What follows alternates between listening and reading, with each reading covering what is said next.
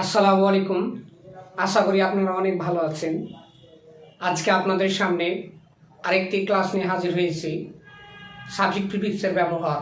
গত ক্লাসে আমি নাউনের দুইটা নিয়ম দেখিয়েছিলাম।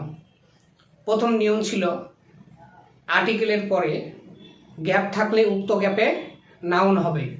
দ্বিতীয় নাম্বার নিয়ম দেখিয়েছিলাম পসেসিভ প্রোনাউনের পর নাউন হবে।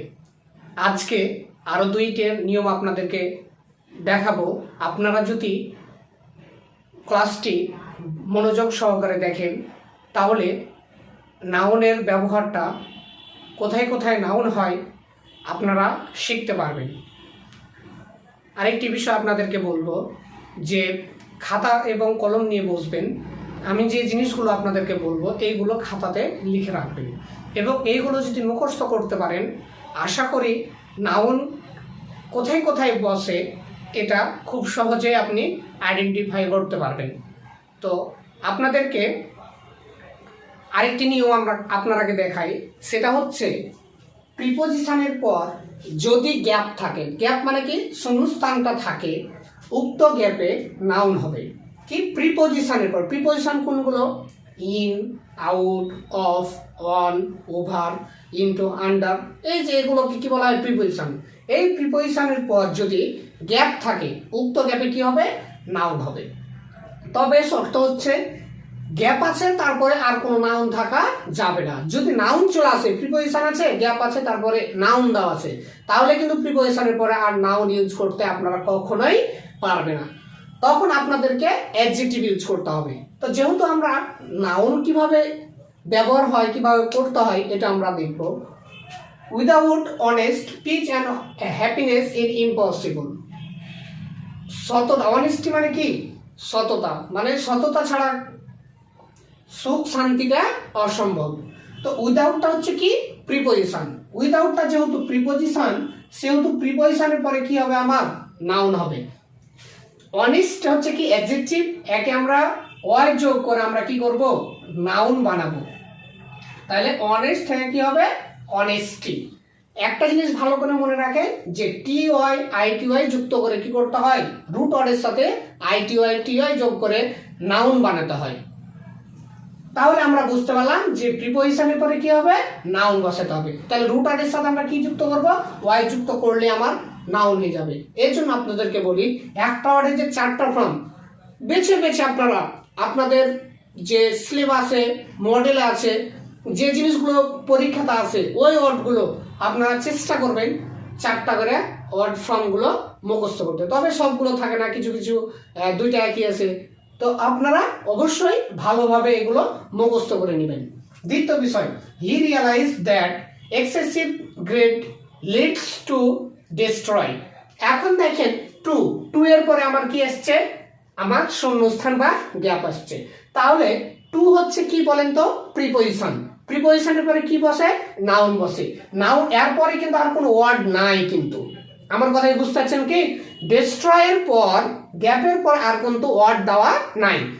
যদি নাউন চলে আসতো তখন আমরা কিন্তু আর ওখানে নাউন ইউজ করতে পারতাম। যেহেতু আর অন্য কোনো নাউন নাই যেহেতু, সেহেতু আমরা ডিস্ট্রয় থেকে আমরা কি করবো? ডিস্ট্রাকশন, DESTRUC, TION যোগ করে আমরা কি করতে পারি? নাউন করতে পারি। TION, SION, ENC, ANC, EROR, hood, dom, এই সব ওয়ার্ড মানে রুট ওয়ার্ডের সাথে এই সব শব্দগুলো যুক্ত করে, সাফিক্সগুলো যুক্ত করে আমরা নাউন করতে পারবো। তৃতীয় নম্বর উদাহরণটা দেখেন। This incidents have been seen in frequent. এটা হচ্ছে অ্যাডজেক্টিভ। ফ্রিকোয়েন্ট মানে কি? পুঙ্খানুপুঙ্খ, মানে সেই ঘটনাটা পুঙ্খানুপুঙ্খভাবে দেখা হয়েছে। এখন দেখেন ইনটা কি বলেন তো? আমার প্রিপোজিশন। ইন যেহেতু প্রিপোজিশনের পর যদি গ্যাপ থাকে, সেই গ্যাপে অবশ্যই আপনার কি হবে? নাউন হবে। দেখেন ফ্রিকোয়েন্টের পরে কিন্তু আর কোনো ওয়ার্ড দেওয়া নাই। যদি ওয়ার্ড দেওয়া থাকবে, যদি নাউন দেওয়া থাকে, তাহলে কিন্তু আর ওখানে আমরা নাউন ইউজ করতে পারবো না। আপনাদেরকে মনে রাখতে হবে যে প্রিপোজিশনের পরে সবসময় কি হবে? নাউন হবে। তাহলে ফ্রিকোয়েন্ট থেকে হবে ফ্রিকোয়েন্সি, CY। সিওয়াই যুক্ত করে রুট অর্ডের সাথে সাফিক্স সিওয়াই যুক্ত করে আমরা নাউন করতে পারি। তাহলে ফ্রিকোয়েন্টটা কি হবে? ফ্রিকোয়েন্সি। ফ্রিকোয়েন্সি আমরা সিওয়াই যুক্ত করে আমরা কি করতে পারি? নাউন বানাতে পারি। আপনাদেরকে এই জিনিসগুলো মুখস্থ করতে হবে যে কোন ওয়ার্ডের সাথে কোনটা যুক্ত করে আমার নাউন বানাইতে হবে, তাহলে আপনারা এটা করতে হবে। দেখা হলো যে আপনারা বুঝতে পারছেন যে এখানে নাউন হবে, কিন্তু যুক্ত করতে মানে রুট ওয়ার্ডের সাথে কোন সাফিক্স গুলো যুক্ত করে নাউন হবে এটা করতে পারলেন না, তাহলে আপনার এটা বৃথা। এই জন্য আপনাকে এইগুলো মুখস্থ রাখতে হবে। তারপরে today humanity is on the back of repress.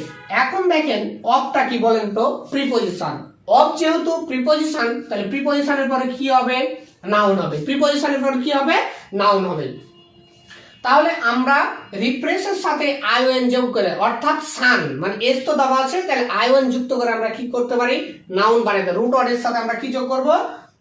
R E P R ই, তাহলে আইওএন, অর্থাৎ এস পর্যন্ত দেওয়া আছে, টি পর্যন্ত দেওয়া আছে, তখন আমাকে আইওএন যুক্ত রুট ওয়ার্ডের সাথে আইওএন সাফিক্স যুক্ত করে আমরা নাউন বানাতে পারি।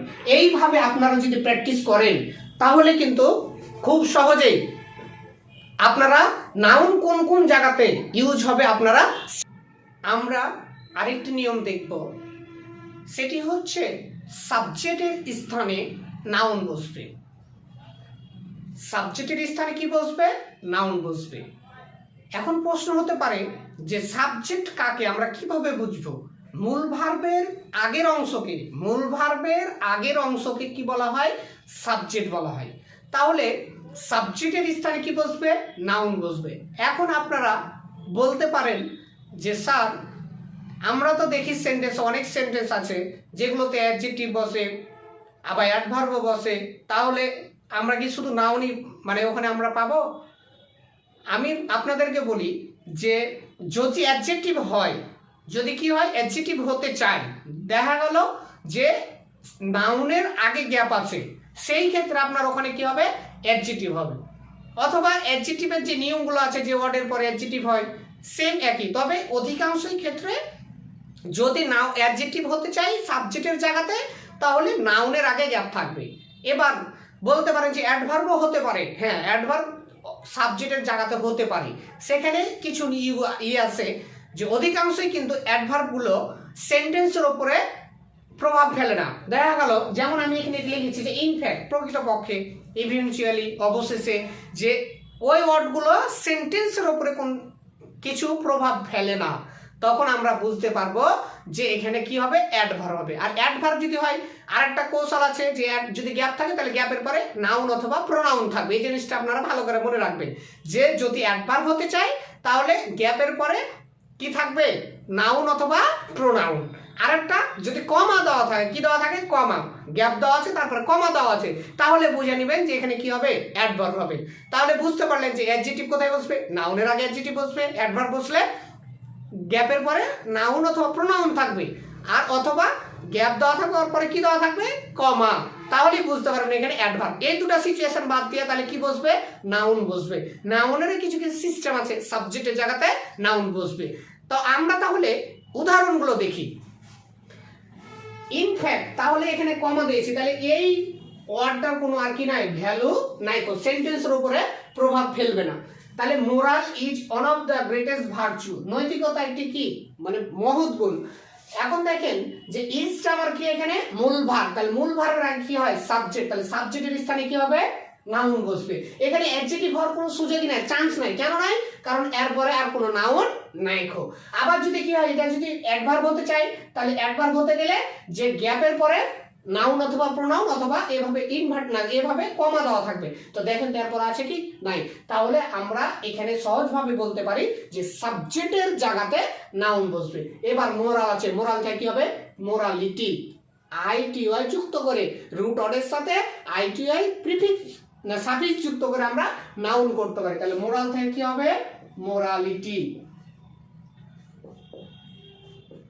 আইটিআই যুক্ত করে আমরা কি করলাম? এটাকে নাউন বানালাম।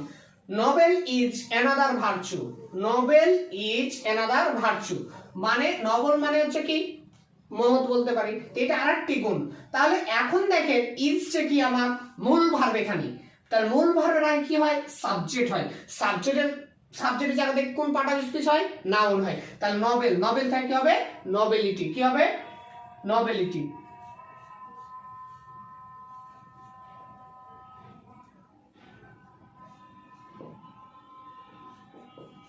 নবেলিটি, আশা করি আপনারা বুঝতেছেন নবেলিটি।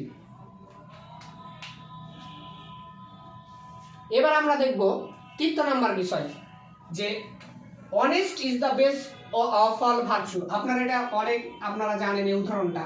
তাহলে এখানে অনেস্ট, এটা ইজটা আমার কি মূল ভার্ব, তাহলে মূল ভার্বের আগে কি হয় নাউন হয়। তাহলে অনেস্ট থেকে কি হবে আমার অনেস্টি। তাহলে টি ওয়াই যুক্ত করে কি করতে হয় নাউন বানাতে হয়। তাহলে অনেস্টি, নোবেলিটি, তারপর মোরালিটি, এইভাবে আমরা T Y I T Y Y যুক্ত করে আমরা নাউন বানাতে পারি।